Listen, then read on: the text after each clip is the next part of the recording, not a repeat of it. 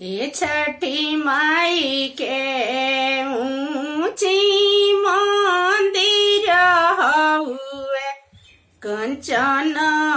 कलश शोभे कंचन कलश शोभे ये दर्शन करे चलले कौन देव माथ पर दौड़वले कान्ही पर जनेउले जोड़ा कलश सुबले ए अर्घ देवे चलेली कौन देई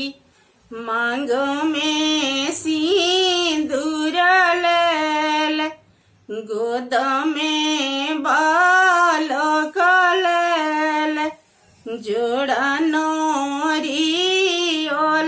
ले जोड़ा कलश सुपले ये छठी माई के ऊंची मंदिर हुए कंचन कलश शोभे कंचन